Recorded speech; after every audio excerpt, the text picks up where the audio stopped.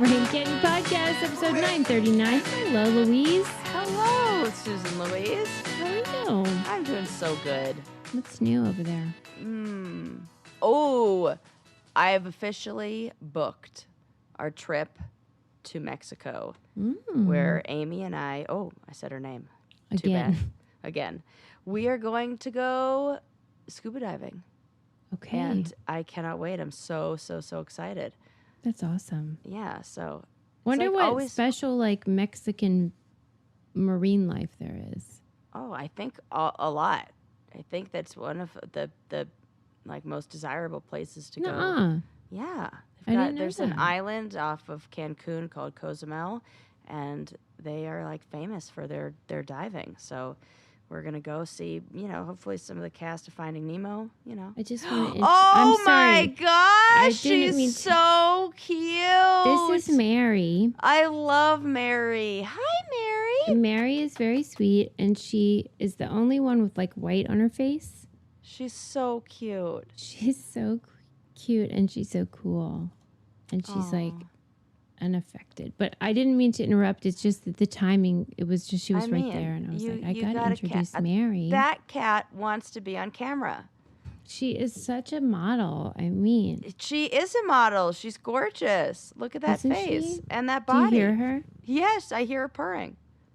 Oh, I mean, what's better so than that? Now, if I'm going to be a crazy cat lady with 4 cats in my home, then I just have to own it. Oh, my God. I'm really jealous right now. No, you're not. Yeah, I am. Oh, because you want a little snuggle bug. Yeah, because she's nuzzling you, and that's the best. That's why I'm all these Labubu people, just get a cat. Just get a cat. It's fine. They're alive. You can, they will love you. And I'm sure if you put it in your purse, nobody would care. Just hang it on your purse. Just hang it on your purse.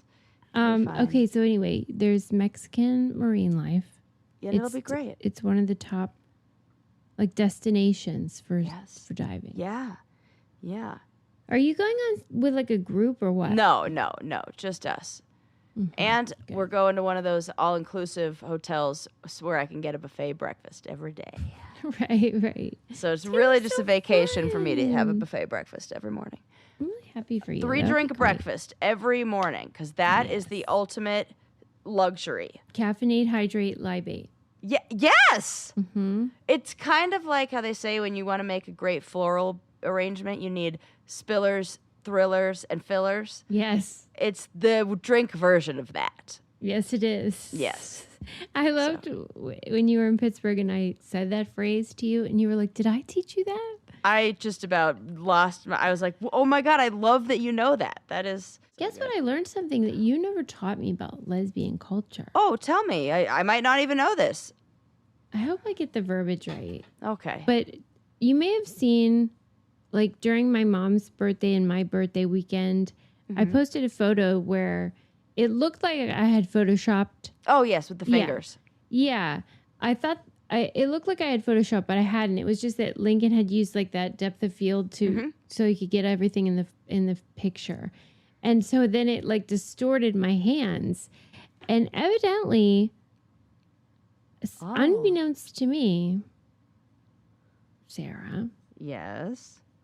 Lesbians have a real thing about long fingies. What lesbians are telling you this? This feels like the same thing as saying straight women love a big dick.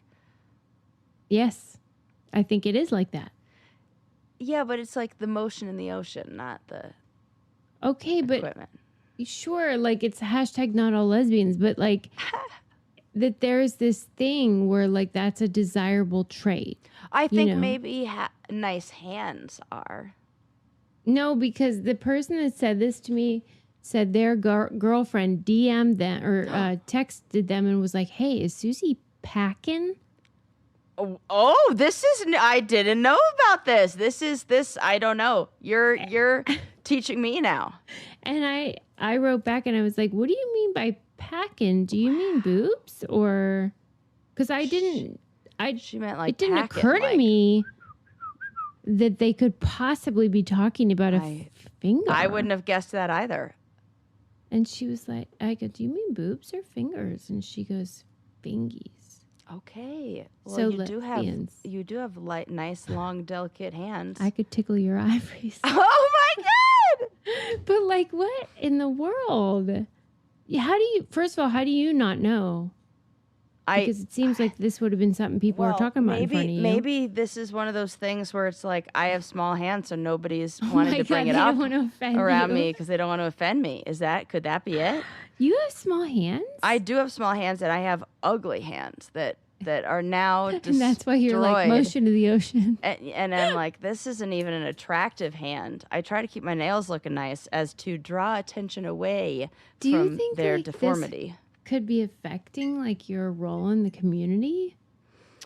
I haven't heard any complaints from my current partner about it, so I'm thinking. Listen, that is always a red flag to me. Whenever like a dude, like when you're like somebody asks them if they have like a big wiener, and they always go, "I never heard any complaints," and you're like, "Oh no, oh no." Sarah, this is your thing. Oh no, I'm gonna say, should I? What do you want? Do you want me to have longer fingers? I think she wouldn't mind. I think you should ask about this. Yeah, it depends on whether you're somebody who enjoys that to begin with. I think you're just saying that because. Well, how about this? I don't really like that. I don't want anything. I don't want anything in there. You don't want someone to be packing. No. I'm still too scared. I'm gonna rip open. It's still no. It's painful. I don't want that. Yeah. Right. All right. So I don't know. Well, maybe the lesbian community, it has so many different sides and many different I think so. Why are they so private about it? Like we shouldn't just be hearing about this now. I think that this is an interesting topic. I think that that is worth exploring because I would imagine I think there is a lot of mystery around lesbian sex because of how much shame there is around just women's sexuality in general. That women are taking that I mean, you're talking to somebody who didn't even have an orgasm for the whole time she was married, Like there was so much shame. That's a fun thing to just keep peppering in just here and there, It's such a sick burn. I love it. Such a sick burn. Yeah. And so I'm just delivering the truth, which yeah. And hoping that other people can feel not so alone if they've experienced something similar or felt like they couldn't advocate for their own wants and needs and things like that, or felt like they were broken in some way. You're not. So I feel like your husband might be. Your husband might be, yes. I feel like because we are very conditioned to not be open and not be and even ask for what we need. Yeah. I think you might be onto something. Yeah. Because I have encountered, because you know how I really encourage everyone around me to disclose. I really love when I get people to share fun, salacious stuff, especially just for parlor talk or whatever. Yeah. And those gals are the hardest to crack open. Yeah. And they will do anything rather than open up. Yeah.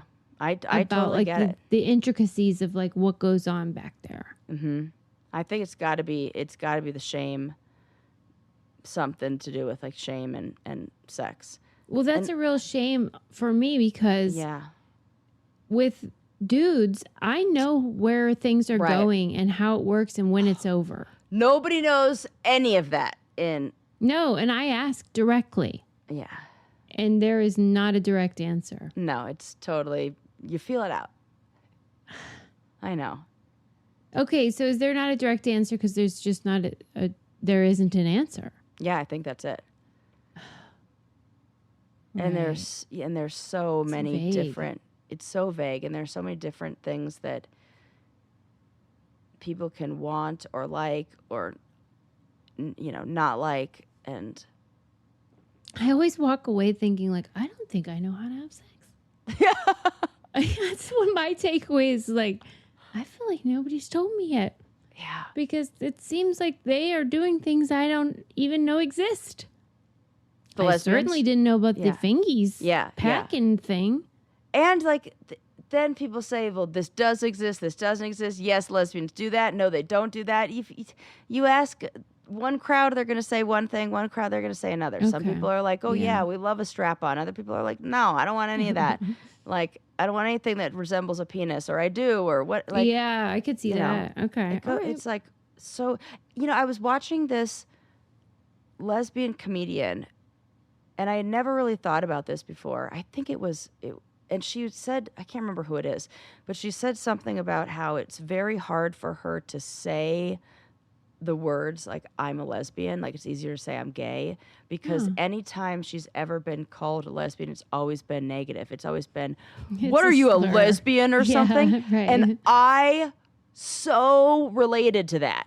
I was like, oh my God, that I was so scared. And people would say that to me, like, what are you, some kind of lesbian? And it was always said as this insult or this thing you don't want to be. So it's very hard to even identify and say that it's sort of like out loud myself. So like when people use a slur for gay men, it's a different word. It's not, they might say like, yes, you gay, yes, but usually they're going to use the F a different word. Right. And it's sort of like with lesbians, it's like how people use the word Jew, which is just what you are. Right. It's like a slur. And it sounds like they're a slur. Jew. Right. It's like an actual slur, even though it's literally like, I'm a Christian. It's the same. Same. Right. Right? I'm not, but I'm just saying. Right. And so lesbian then becomes weaponized. Yeah. It's what it kind of feels like to me. And I didn't ever put that together until she said that. And I was like, oh, I totally relate. That makes a lot of sense. So that's my little... usually when people use gay negatively, it's in that jokey way. Like, that's so gay. Right. It's not as like pointed. Right. Yeah. Oh, okay. It's food for thought. Yeah. But also, anyone want to slide into my DMs and tell me more about pack and fingies? Well, I'm all ears. She wants to hear about it. She is all fingers. I'm all fingers, everybody. Okay. Thanks for listening. I'll tell you what else is so good. And that's betting. Tell me more. Well, I'm obsessed with casinos, and it's the family This biz. Is true. It's the family biz, and we cannot. It literally is. I love it. We have so much fun as a family. My siblings, me. Well, it's betting season. It's betting season, baby. And that's right. We have DraftKings Casino is our partner. DraftKings Casino has your playbook for gaming action all season long. Play thousands of popular slots for a shot at jackpots. Over 400 million has already been awarded. I'm surprised we aren't on top of this already as a family. New players get 500 spins on Huff and More Puff over 10 days. Download the app, use code BRAINCANDY, and claim your spins after your first $5 wager. Get in the game with DraftKings Casino, home of the largest jackpot win in online casino history. The crown is yours. Gambling problem? Call 1-800-GAMBLER. In Connecticut, help is available for problem gambling. Call 888-789-7777 or visit ccpg.org. Play responsibly. 21 plus. Physically present in Connecticut, Michigan, New Jersey, Pennsylvania, West Virginia. Only void in Ontario. Eligibility restrictions apply. New customers only. Non-withdrawable casino spins issued as 50 spins per day for 10 days. Valid for featured game only and expire each day after 24 hours. See terms at casino.com. casino.draftkings.com/promos. And October 5th, 2025 at 11:59 p.m. Eastern Time. Woo! I love a DraftKings. Me too. That's my jam. But I'm going to refer to it as Draft Queens just for fun. Yeah. Can you guys make that DraftKings? Put that in the suggestion just for box. us. That's what I thought. All right. Let's talk about fun I stuff. am an ambidextrous lover. I think I should throw that in there just for fun. Oh, yeah. That could add some value. That you're they might not be pretty, but I can use both hands. And you'd think I would be left dominant with that, but I'm not. I'm right dominant with that, which is interesting. Anyways, moving on. Yeah. It's not creative. It's all, she's plotting. Yeah. There you go. Her next move. Okie dokie. So the New York Times, my favorite thing that you guys make fun of me for reading constantly. They have like a separate section called Great Reads, which I always herald. Yes. I love the Great Reads. And there was one recently about a fella. There was a man who wanted to die by suicide because he was so distraught and fatigued with his own bipolar disorder. And he had sort of proclaimed online that he was going to go to Holland, Netherlands, I think, to do assisted suicide because he claimed that he was so exhausted from his own mental health issues. But he said, you know, before he does that, he wanted to invite people to invite him to dinner. And so he said, if you want to have me over for dinner anywhere in the world, like you can fill out my calendar. And he asked them to pay his travel, but like, and supply dinner. Yeah. And that's it. And so a lot of people were like, yeah, I want to make him dinner. So they would fly him into wherever and he would go to these dinners and he would document it on social media. And the headline made me think this is fun. I love this idea, not about the being distraught, despair, but or the mental health problem, but just the effort to connect with people. Yes. And that people responded to that impulse. Yes. And so I went into this article thinking I was going to be uplifted and feel really great. Oh, no.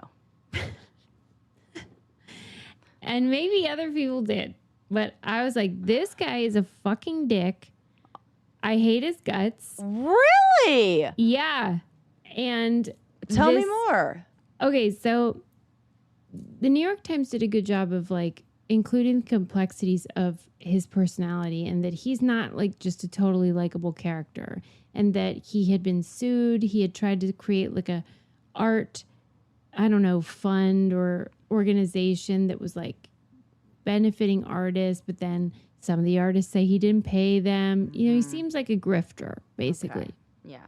He comes from... he's maybe a lot of mania that he doesn't follow through on. Yeah, maybe some of his like mental health struggles have like manifested in relationship problems and professional problems. But his family is from Ghana and they're extremely wealthy. Okay. And he claims that they cut him off so he's not benefiting from their wealth because he is openly gay. Okay. And that he is basically living off of his Substack, getting $2,000 a month from his newsletter, and otherwise has nothing.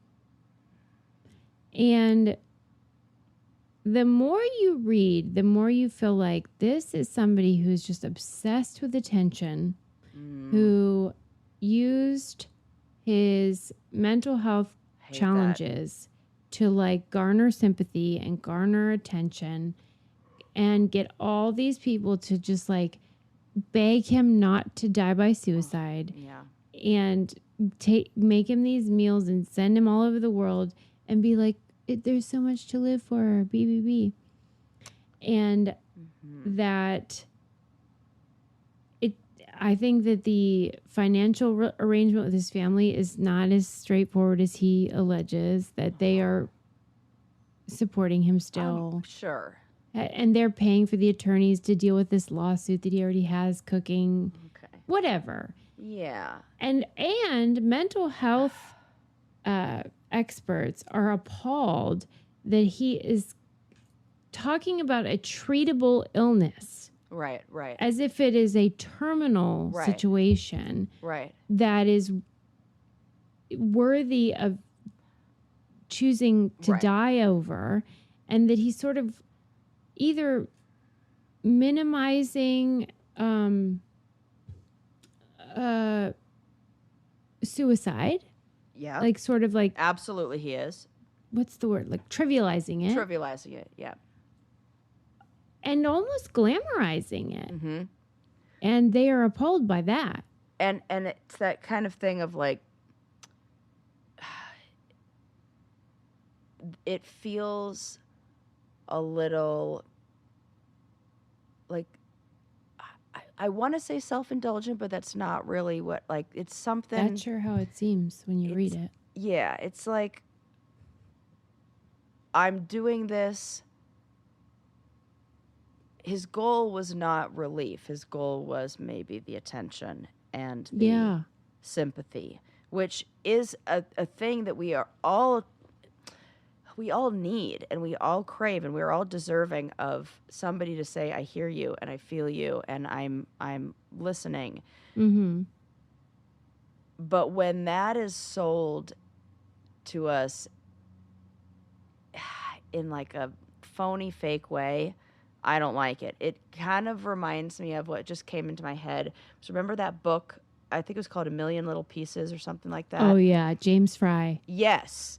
And that kind of, it feels like that, where I'm telling you this story, but I'm making up a lot of the details in order to gain sympathy, in order to get,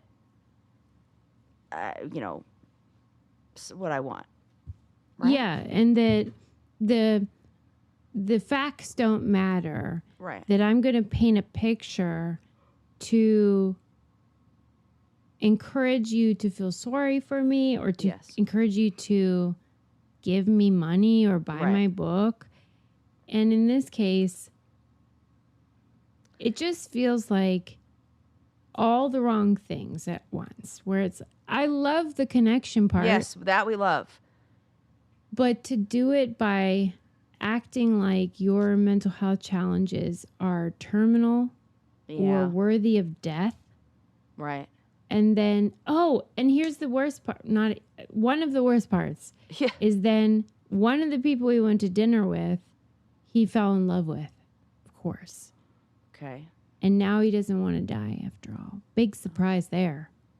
Narcissists never do. Right, exactly. Those guys, they aren't doing it. They're never going to take the plunge, which, I mean, I don't want him to kill himself, but also, like, stop talking about it then. Right. And now, because it's very like the sky is falling, the sky, or like the big bad wolf, or something like that. Like you're threatening these things that aren't real. They're not. What you want is for people to focus on you. That's what's clear in this article. Yeah. And what he really needs is a good therapist. They don't want that. Yeah. Okay. Don't you agree? Absolutely, I agree, because there are secondary gains to this person being, like, staying stuck, staying unwell. Yes. Yeah. If I think about all of the things that are lost, if his situation improves, if he gets better. Yeah, if he's functional. Right. If he is not morose, he's just a person. Right. What made him a star was this whole plight. Yeah. And so I was actually surprised the New York Times did a piece about it. Because it felt like, we're just going to continue to perpetuate this. Now I'm doing it.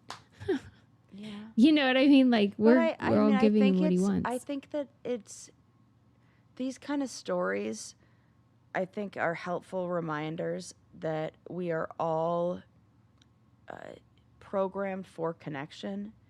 And what really matters and what we all really need is to feel seen and to feel understood, and that people will use whatever means they have to get those needs met. And this is him using his. Well, mission accomplished. Yeah. He calls it the Last Supper Project. You can read about it in the New York Times. But that I'm annoyed with more. Because it's like his last feels suppers. like he's Jesus.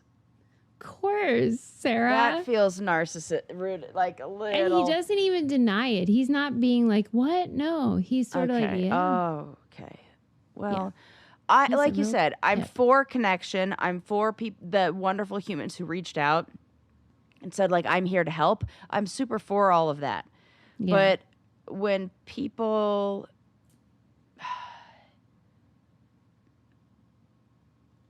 Okay, you know what it reminds me of? This is what I'm thinking.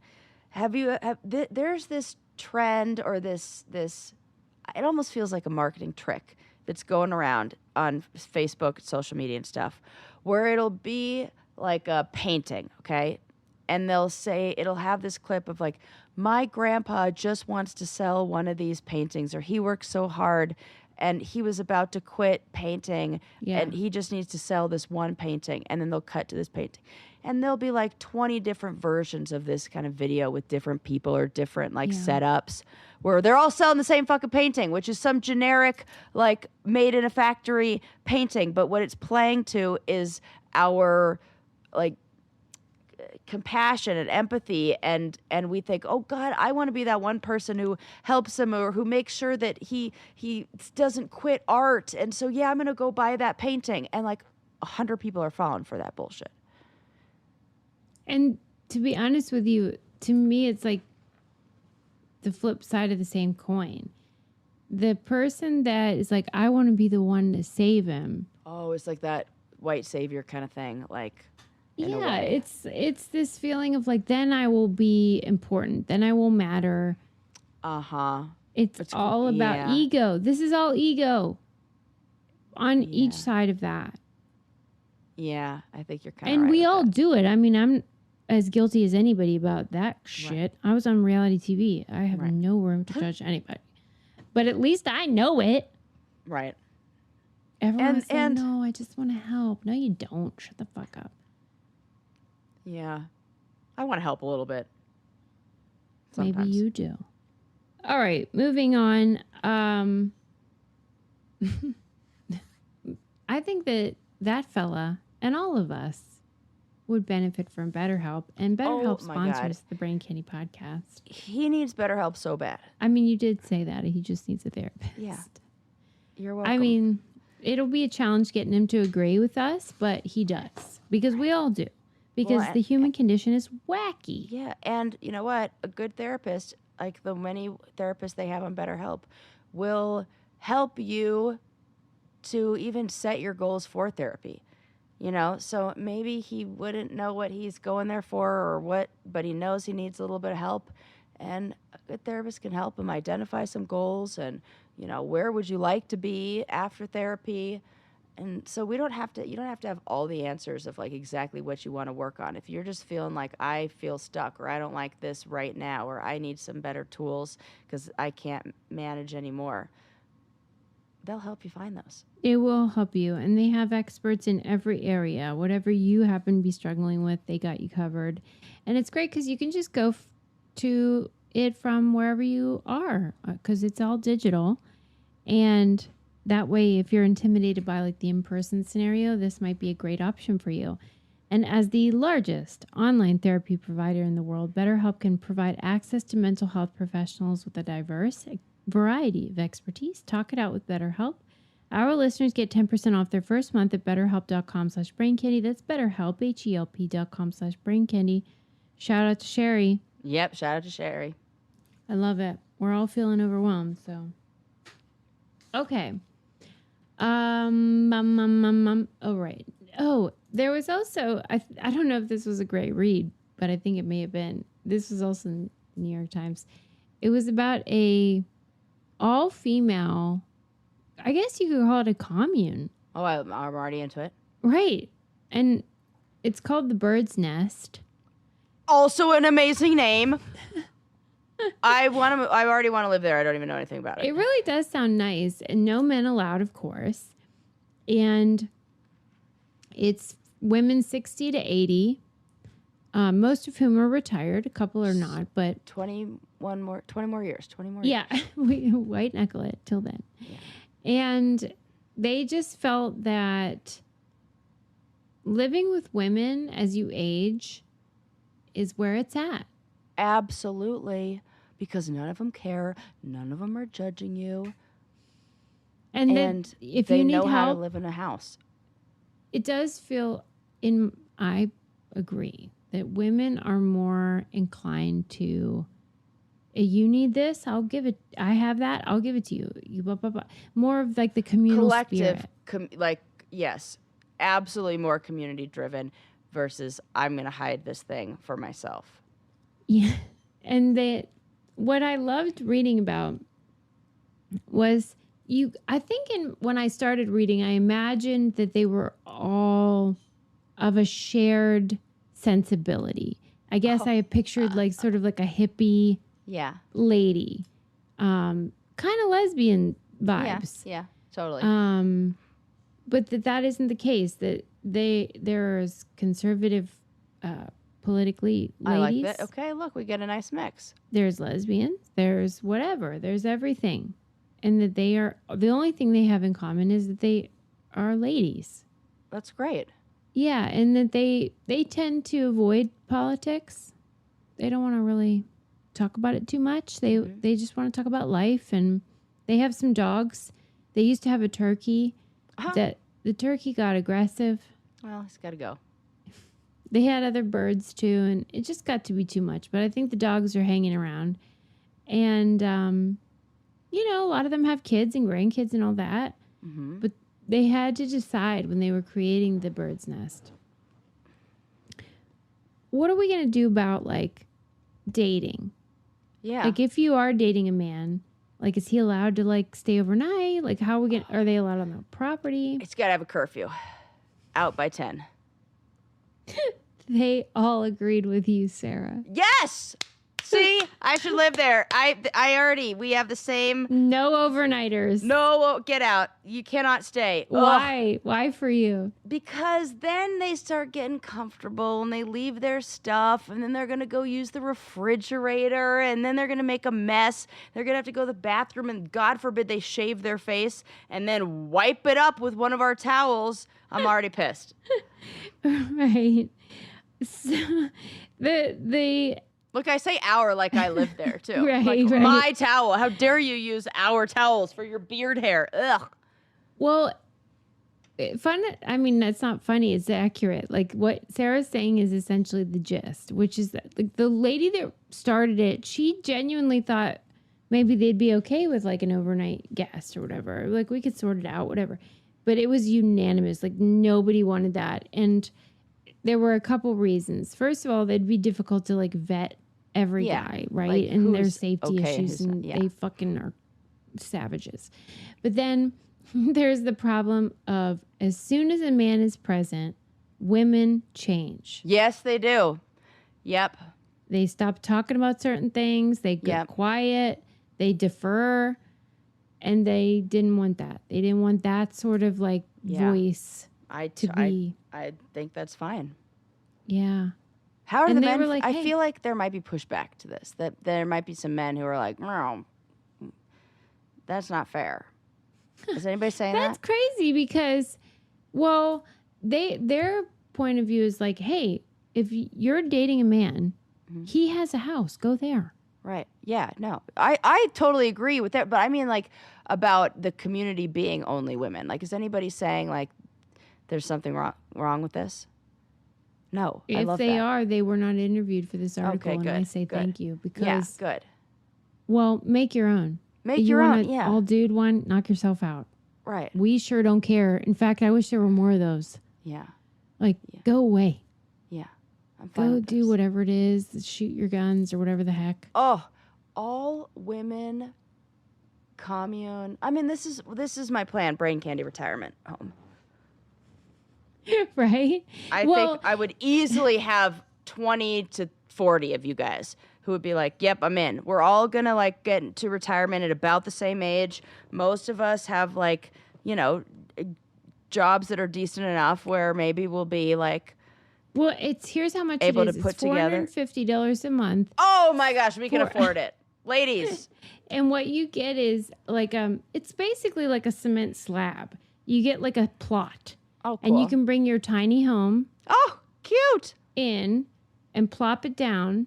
And here's another fun rule that I really like personally. Yeah. It's sort of an unspoken one, but if you're in your house, nobody bothers you. Oh, I love this.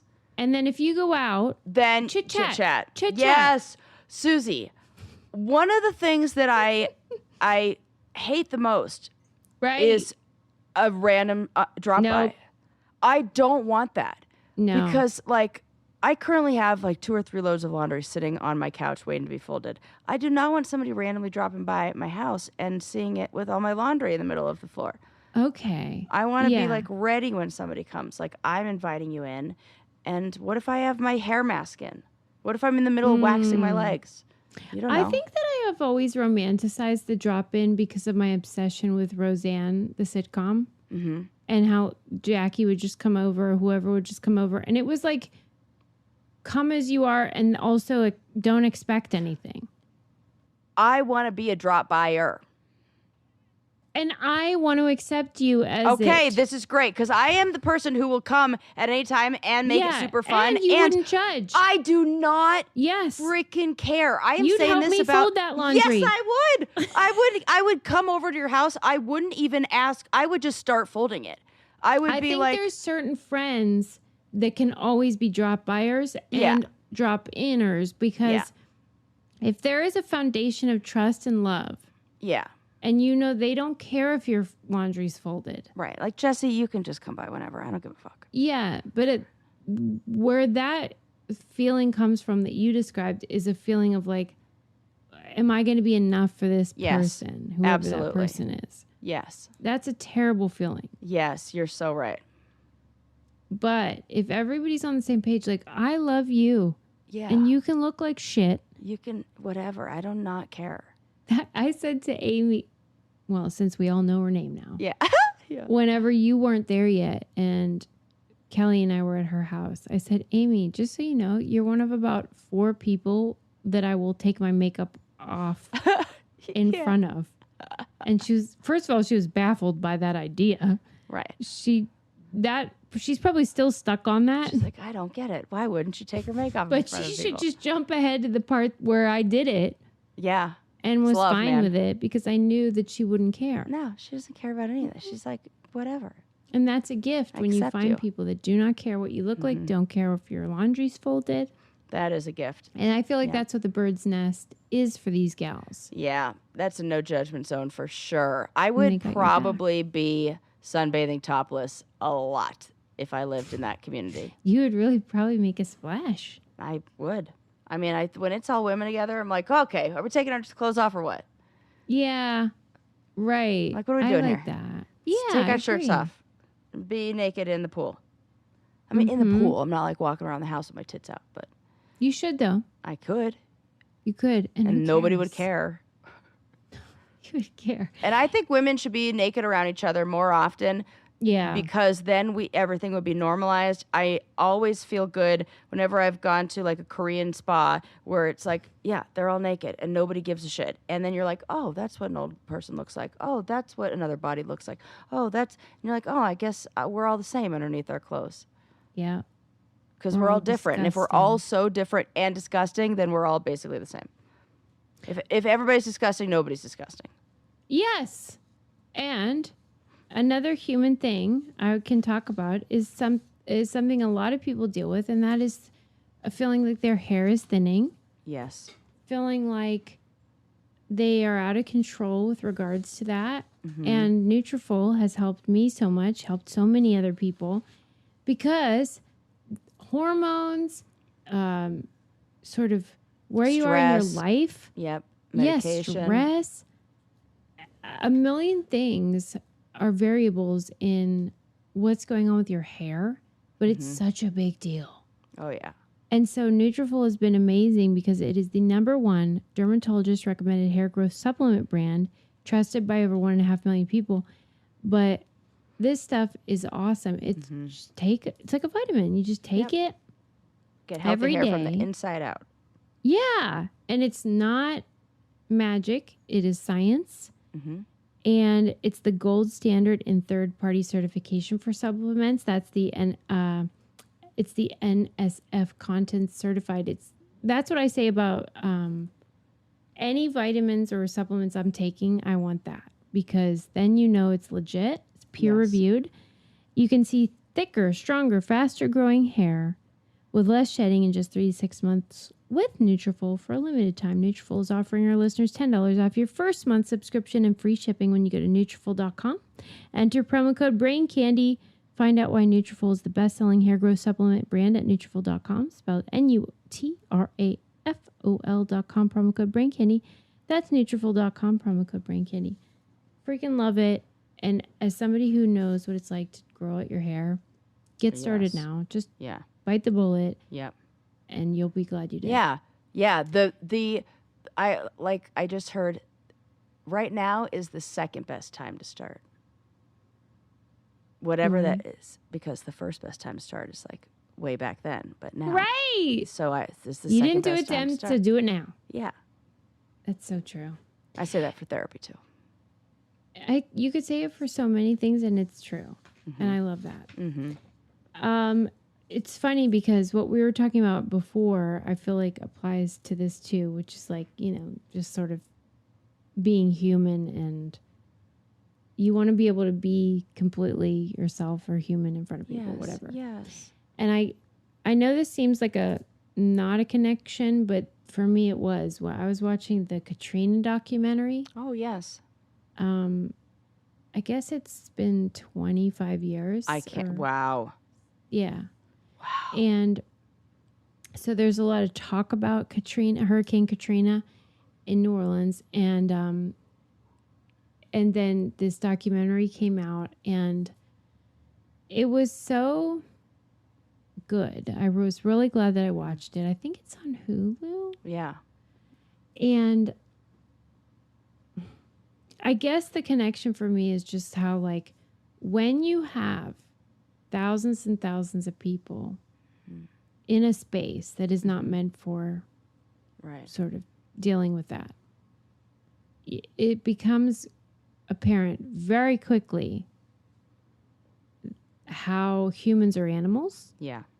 And that if we don't have systems in place to deal with that, it goes really bad. Everybody's going to, regress to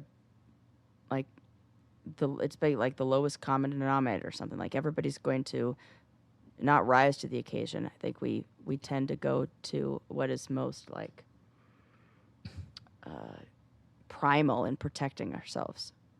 Yeah, I mean, there was some stuff in the documentary that spoke to that, about how, like, when you're in a survival situation and no one really knows what's going on, of course you're going to be in survival mode and protect yourself and your family. Yeah. That's natural. But, like,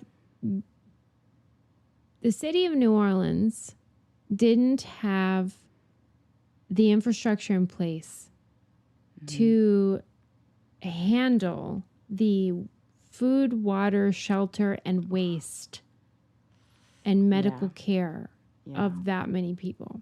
Yeah. And so then everything becomes a mess really fast, because we have to sleep, we have to eat, we have to drink water. And if you're nursing oh my God, I couldn't imagine having a baby. Formula, or you need your insulin if you have diabetes, whatever. There's these sort of like things. I just need an estrogen patch I change every 3 days, and that would be fucked if I were in a flood. And it's so wild, because when you watch it, they were saying, Mayor Nagin was saying, this is going to be terrible. Get out. But yet they did not have the infrastructure to get people out who did not have the means. Right. And most people, if you have sort of any kind of money at all, like if you have $100 to your name, you can get out. Yeah. But if you don't have that, and there are a lot of people, and this happened at the end of the month, and that was important. Like, this happened when people were already stretching $1. Yeah. Right? If you don't have money, you can't pay for gas.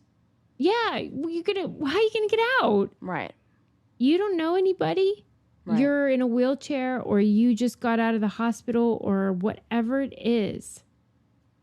Well, you're not going. And it's the old cry wolf thing where they've said that a million times. Right. Okay, we're good. We're going to stay in our house. We're going to, what do they say? Ride out the storm. Yeah. Hunker down. Yeah. And like, usually it works out. Right. That's the part where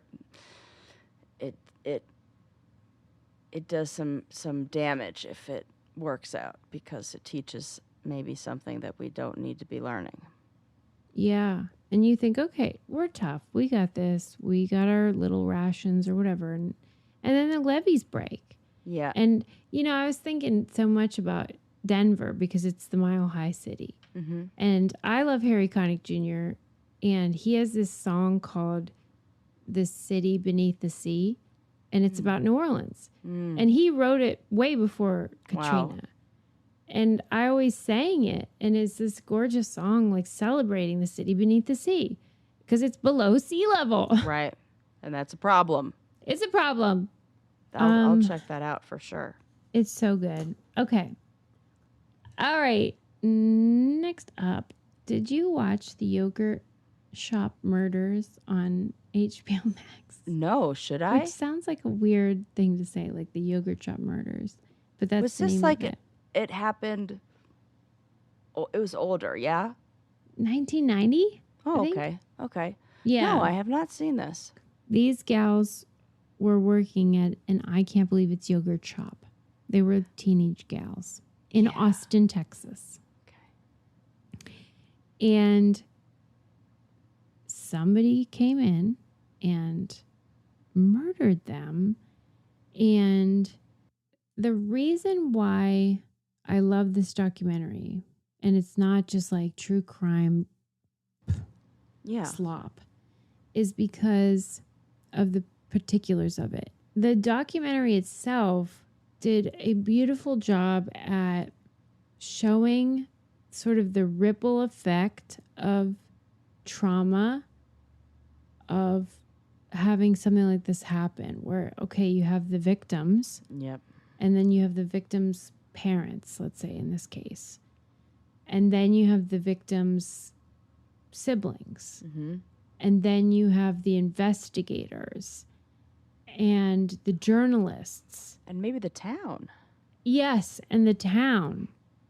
And the trauma of it and the psychic difficulties that come from that are so widespread. And it really was, I felt like it was so poignant because they didn't avoid any of those things. And they included stuff that just like you don't normally see. Like what? First of all, acknowledging that the lead investigator, who's this really seemingly lovely Black guy who was like doing the best he could, but it's clearly failed because, like we're still not exactly sure who did it. Jeez. Still no suspect or no. Well, now we have the DNA of who they think did it, but he died in jail before he could ever be, you know what I mean? Cop to it. So it's sort of like, you don't know. This lead investigator was diagnosed with PTSD and he was crying. Like he was so... Oh my He's goodness. still very upset that he let really the families down. Yeah. They showed that would be so hard as an investigator. Like we always imagine them closing the case, but to not solve it, that would eat me alive. Please, I'm still thinking about crossword puzzle answers that I didn't get from last week. They show him in this video talking to journalists like at the scene, and he was wearing this like button-up shirt. And he had told the families, like, he was never going to wear that shirt again. I think he said, like, until they found who did it or until they prosecuted who did it. And they had him in the documentary get it out of this, like, zip-up, like, luggage thing. Yeah. And it's, like, being preserved. And he is talking about it. That's hard. And it's, like, it's just... Everyone was very invested because it was a bunch of little girls. Kids, yeah. And then, of course, they show the sister of a younger sister of one of the victims. So sad. And she said that her parents never spoke about her sister again. Oh my God, that is torture. That is so sad. She guaranteed is in therapy. Well, she's a therapist now. Oh, you're like, I see your therapy and I raise you actual therapist. Turns out that makes so much sense because she was not given permission to feel or have any emotions about anything, which means things are probably always right on the surface for her and just tears all the time. She said her mom basically went to her room and cried forevermore. Yeah. She never saw her dad again. Oh, my God. And she was just sort of standing there like, hey, but I'm still here. Oh, my God. Poor little baby. And I'm so glad she's a therapist. All these videos of like the mom and dad being interviewed about the murders and stuff. And then she'll be in the background like. Oh. Like, she said in one video she can see herself having a panic attack. Like. That she remembers like hyperventilating during it. Oh my goodness. Stuff like that where you just think this is a side of crime that they really don't focus on with true crime. Totally. Where yes, it's hideous that these girls were killed, but then just the ripple effect is horrifying. Oh, that is so sad. I'm going to see that now. I mean, I feel like hearing the stories, and I think those are important stories to listen to because nobody heard them before. When she was a little girl, nobody heard her story. And this is not even including the fact that people were wrongfully accused and went to jail for years and years and got $0 US. What? Yeah. This guy, several people went to jail for something they didn't do because of the old false confession scenario. Where they were like bullied into saying they did it. Oh no. Because they're like, maybe lower IQ and like can be manipulated type of thing. And then they got out, but then they were given no money because like they never found exactly who did do it. Oh my God. Oh my God. It's so bad. That's a nightmare. That's messy. Nightmare. Also, but like my sister Gretchen and I were both like, but like, why would someone, because they claim that it was sort of like a burglary gone wrong. No, you wouldn't go to a yogurt shop for a burglary.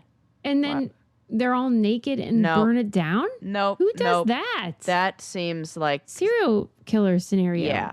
Yeah. That seems like sadistic. This was planned. Yeah. And this isn't about $5 from a yogurt shop. No.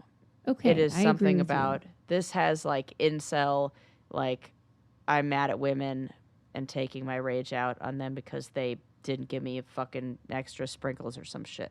Yeah, it was that. So anyway, you got to watch it. It's really compelling and not for just sort of like, oh, it's a murder, let's hear about it. Okay. Thanks for listening. All right. I like a good murder doc that maybe it has a little bit of a twist to it. Yeah. All right. We love you all. Please use our codes. Go to thebraincandypodcast.com and it's at Candy Codes tab or patreon.com/braincandy if you want to see any of our reality TV content. And we'll see you next time. Bye. Wherever you go, whatever they get into, from chill time to everyday adventures, protect your dog from parasites with Credelio Quattro. For full safety information, side effects, and warnings, visit CredeliaQuattroLabel.com. Consult your vet or call 1-888-545-5973. Ask your vet for Credelio Quattro and visit QuattroDog.com.